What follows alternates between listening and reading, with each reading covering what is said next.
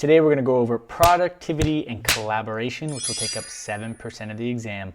So we're going to go through each bullet point here and dissect what you need to know to ace this section. Let's do it.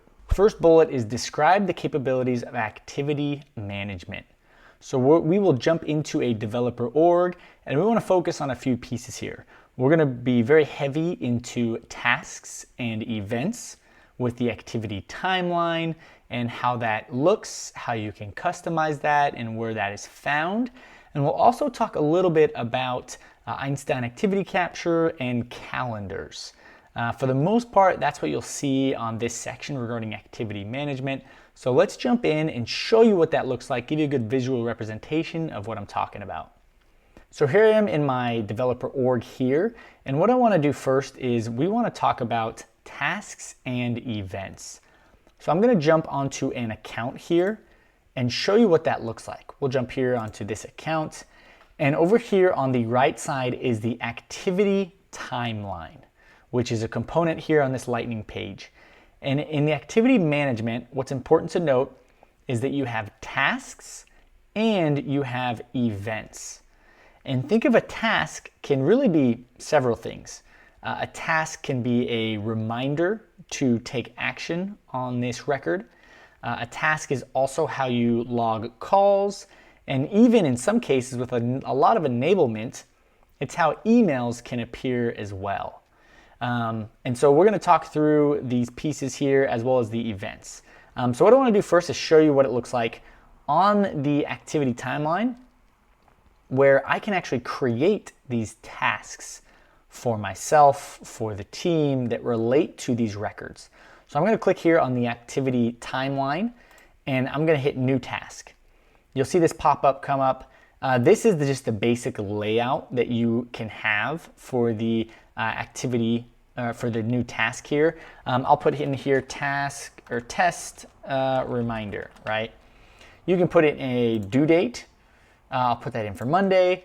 And what you want to know here is that you can relate it to a name and a related to record. The name has to be either a lead or a contact, hence the actual individual's name, or you can relate it to another record. In this case, it's already, because I decided to create this task already on the account, it's automatically putting the account in here, but you can also relate it to really every other object.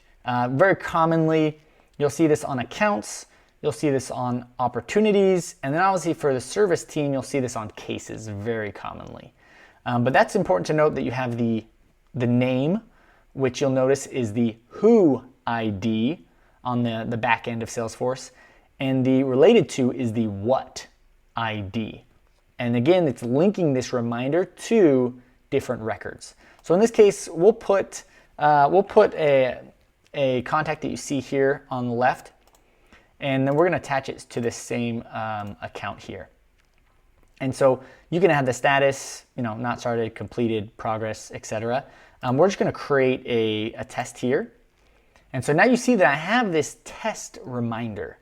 So this is part of that activity, right? So someone can come in, they can see this account, they can see what details, and they can also see maybe any upcoming or overdue tasks or reminders that come in. As I mentioned, oftentimes with enablement tools such as Outreach, SalesLoft, Groove, etc., they will bring in your activity, whether it's emails or calls, and they'll port it into Salesforce as a task. And it'll have important naming culture, naming. And as it comes over, you'll see it under the activity timeline. So that is how I created a test task or reminder. Now, moving on here, I do want to, we're going to log a call. So whether you have a soft phone so if you have a phone installed, you may be calling directly with the Salesforce caller, or you might have a different phone tied to Salesforce. Here's where you can log a call manually.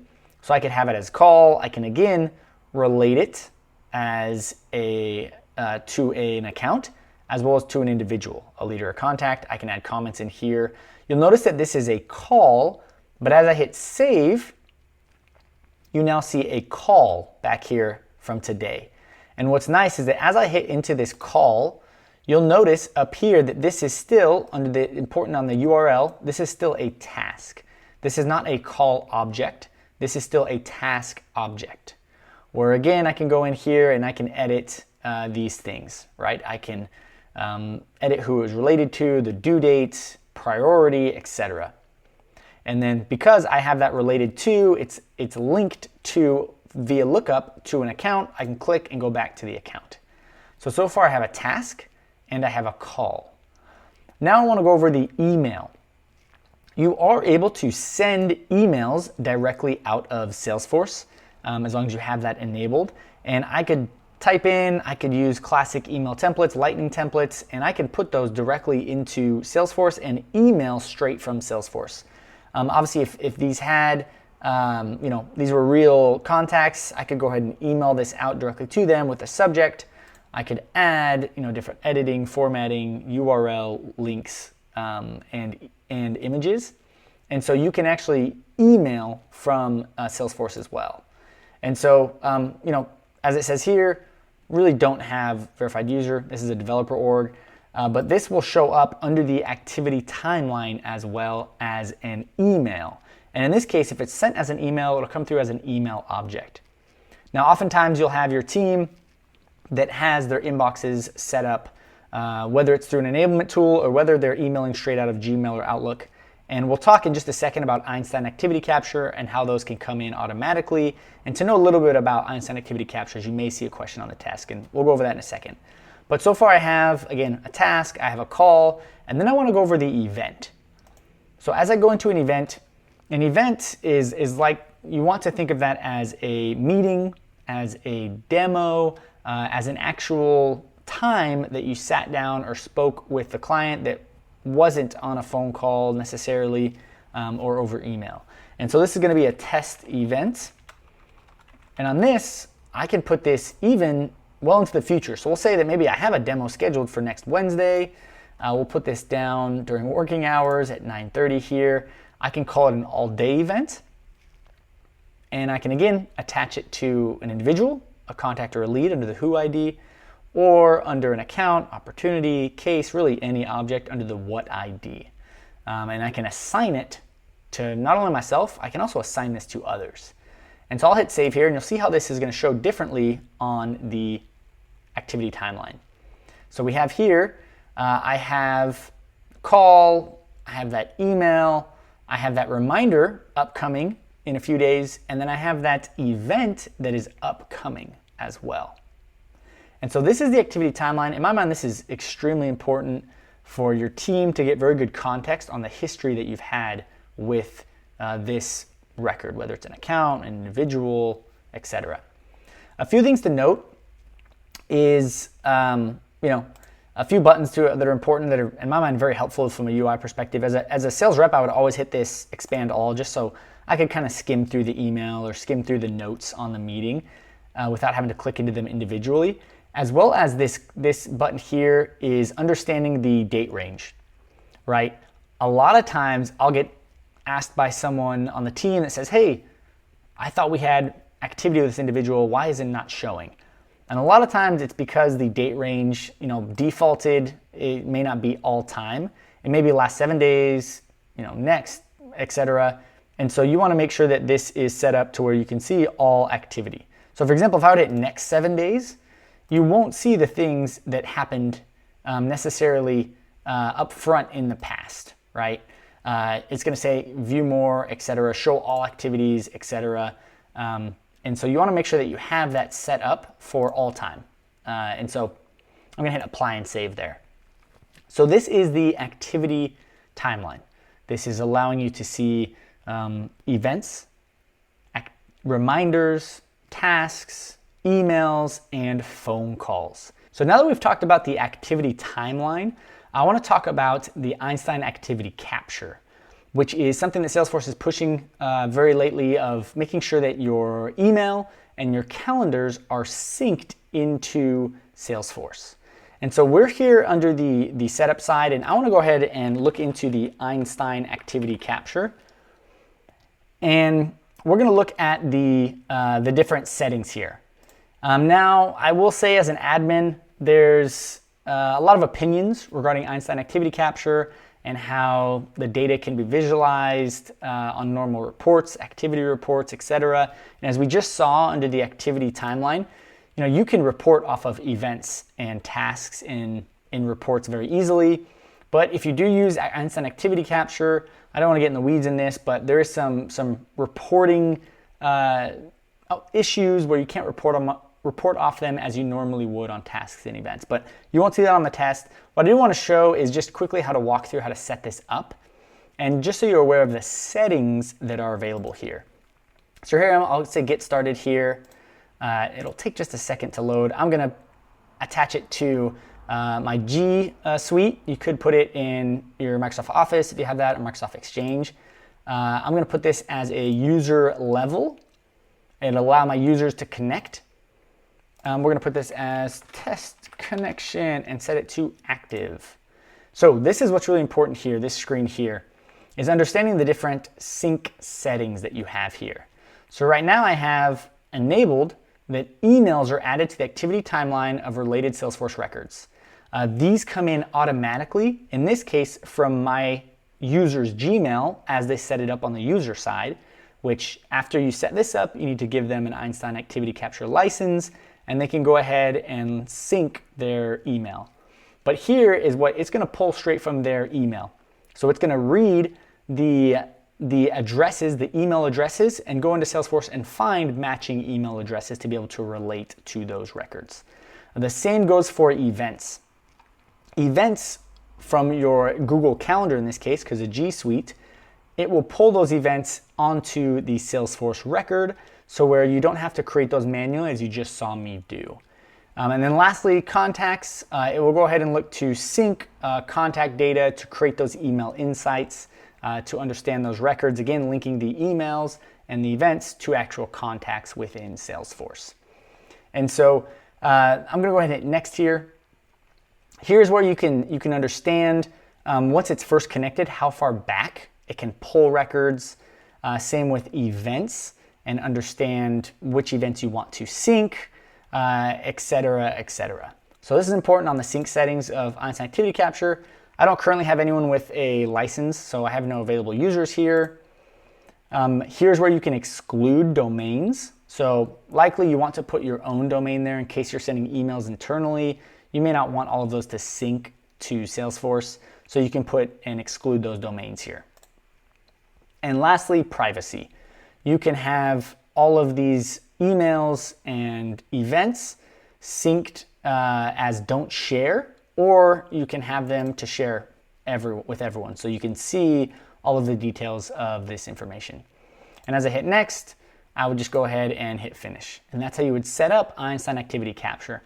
Once that's done, your users, once they're assigned an EAC license, they'll get prompted to go in and link their email and their calendars.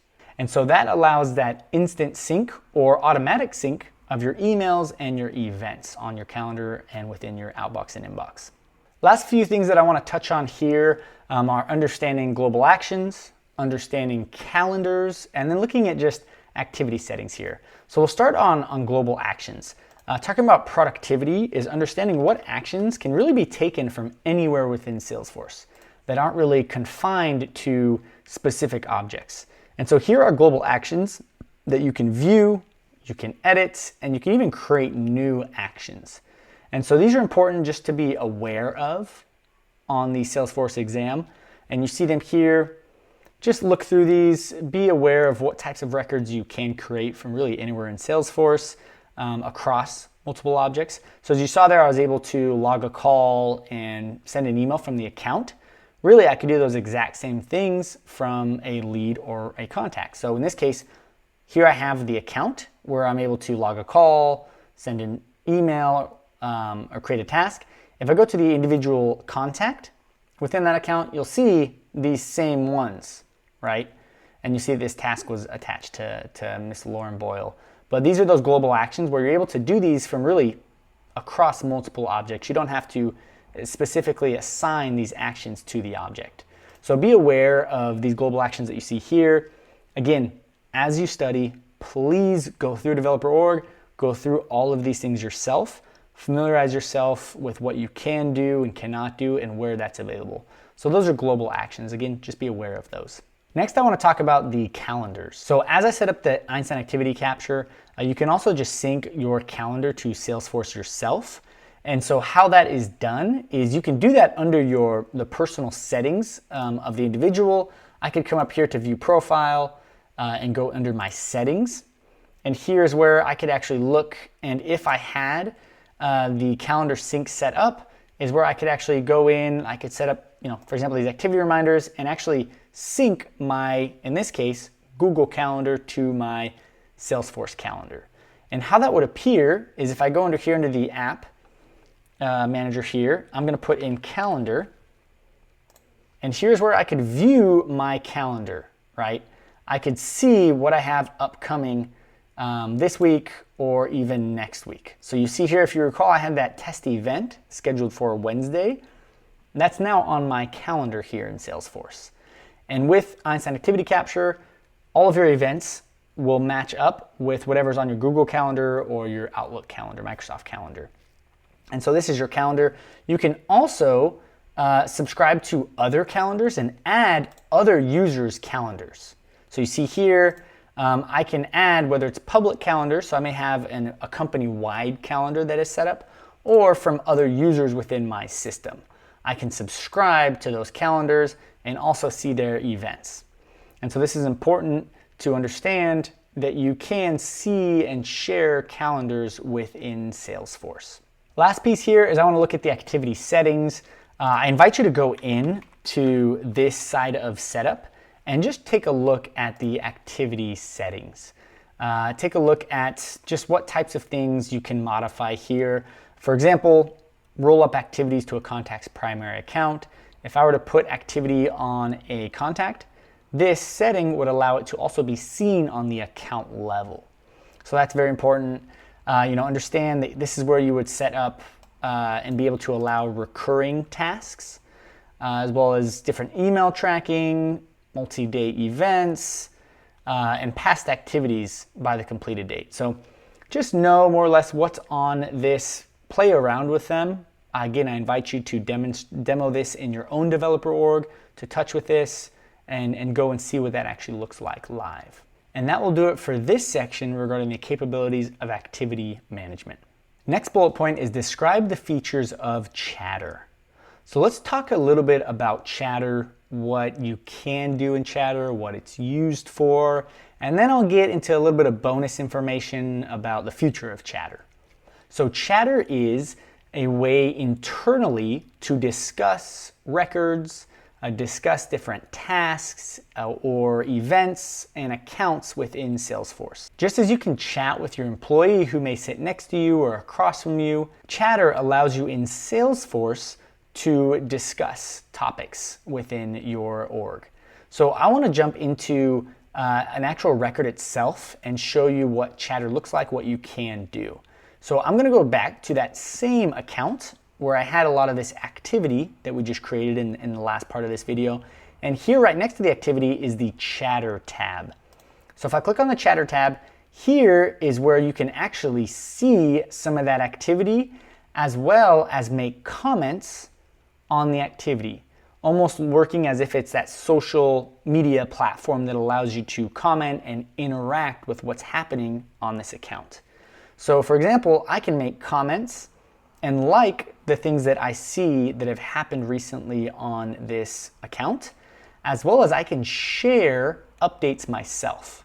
I can have questions, I can share just anything that's really happening, whether it is a video or a link to a video or an image. I can put that within Chatter. So here I can make a post. Here is a post for you to see. And I could add, an emoji, I can add different text in here. I can also attach files into Chatter. And so by sharing that, you now see that that's in here. Another piece that's great with Chatter is you can tag other users or groups. So here I can go ahead and tag another user and they'll get notified of this. So here is an important update. And I can go ahead and tag that user as I post. So know that you can make posts where you can tag users, you can add images, you can add external URL links. You can also do polls. You can ask questions, right? So question, and I could say, here's my different answers, and I can have different choices, 7, 8, 9. And so here's where I can add this, and users can go in and go ahead and select and vote. So whether it's whatever you want to vote on this account, what to do next, etc., you can poll those that are allowed to see this chatter feed. So you can have a poll as well as you can have a question. Here's where I can have this question, and I can even put a lot of details into it. So instead of just posting a question, you can actually have a question here. So here is an intended question. More notes.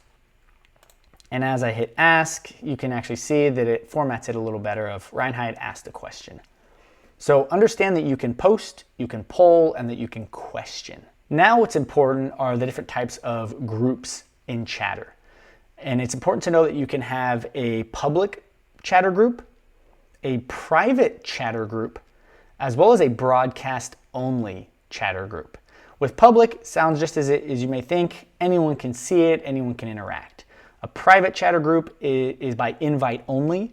So if this is a private chatter group that has access to this account, it may only be the owner of the account or the team, the account team is the only ones that can see this chatter.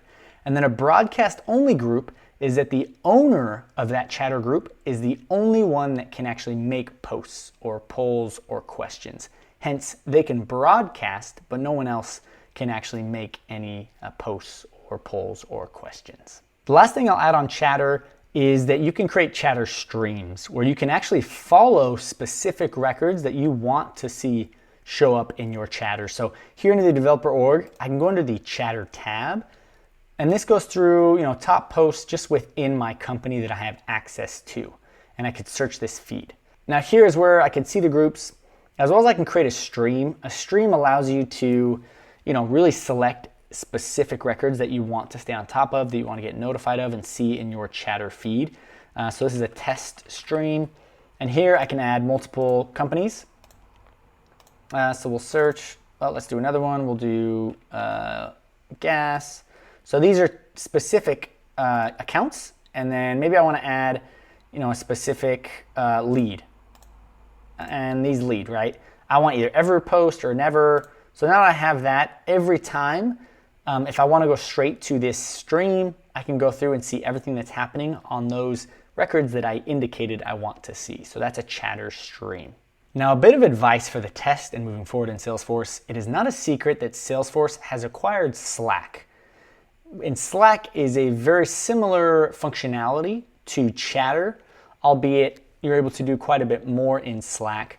Salesforce is pushing for Slack to be used as that internal communication device to also relate records in Salesforce. It does integrate very well with Salesforce, and Salesforce is working on getting that integration even better so that Slack, in my opinion, down the road will replace chatter to be able to tag different users, to have conversations, polls, and make sure that everyone is staying up to date on specific updates for records. And so be aware of what Slack is. Take a look at the article when it was acquired and understand that Slack does integrate with Salesforce and allows for that internal communication regarding Salesforce records. Next up is describe the capabilities of the Salesforce mobile app. So what we want to go over is understanding what can be customized in the Salesforce mobile app and really why it's used. Just as Salesforce allows a team that may be remote, that may not be in the same office, be able to collaborate, be able to work on the same accounts, same leads, opportunities, the Salesforce mobile app allows for a lot of the on-the-go and even field work that can be used, whether it is servicing accounts in the field or allowing users to get information and to make those actions, those global actions, such as log a task, call, email, or create an event on the go from their mobile device. The mobile app has a very similar login experience to the desktop app, as well as a lot of the navigation that you see in the mobile app. It really mirrors what you have in Salesforce. So for example, the navigation menu under the Salesforce desktop mirrors the navigation menu for the mobile app. You're also able to customize that just as you would on the desktop version. Additionally, as I mentioned, you can take actions from the mobile app on records. You can log a call, you can create new tasks, events, and really still have the ability to alter the Salesforce records, to take notes from the mobile app itself. Beyond that, you can edit the records, you can close out different cases, different opportunities, all from the mobile app. You may see one question on the test regarding the mobile app. If you go through the different trail mixes for the Salesforce mobile app, you should feel well prepared. Again, understanding what you can and cannot do on the mobile app is going to be what you'll see on the test. Last bullet point is identify use cases for the AppExchange applications. So what the AppExchange is, the Salesforce AppExchange is very similar to the Apple App Store or the Android App Store that has pre-built apps that are commonly used that are not native to Salesforce.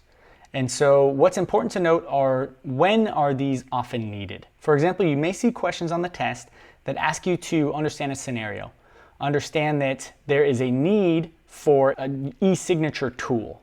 Now, does it make sense for you to build that yourself and invest a lot of time, a lot of resources into custom building that within Salesforce, or to go to the AppExchange and find a solution that's already pre-built and ready to integrate with Salesforce? It's understanding when you should go to the AppExchange or when you should build it in-house, or if that tool is already a part of Salesforce. So this one can be a little more difficult as you need to understand Salesforce as a whole, understand what can and cannot be done without customization, and then understand and think through how complex does this sound? Would it take a lot for my team to build internally? And how common is this gap in Salesforce? And is it likely that there is an app out there? AppExchange is a wonderful place where you can really build upon your Salesforce org without spending a lot of resources, because you can install these pre-built apps that add a lot of customization. What's really important to note is that apps within AppExchange are not magic. They're simply very complex series of codes, custom objects, relationships that allow you to bring into Salesforce, where you can log into your same organization of Salesforce, but see a very customized app within the app launcher, different visual force pages, just a different, maybe potentially UI that Salesforce has due to the apps from the AppExchange. So again, understand at a high level what you can do right now in Salesforce, what your team could potentially do, and then really be able to weigh, is it worth investing this much time and money to build it internally, or can I go to the AppExchange and find something that's already pre-built for me? I invite you to go and surf the AppExchange, surf through some of the more commonly used apps, and that will help you understand what companies are using the AppExchange for right now and how they're using it to build upon their Salesforce without diving into their resource bucket heavily. So that covers it for the productivity and collaboration section of the Salesforce Admin Exam. Let me know if you have any questions in particular you want me to go through. Best of luck on your test, and come back for the next part of this series. Thanks.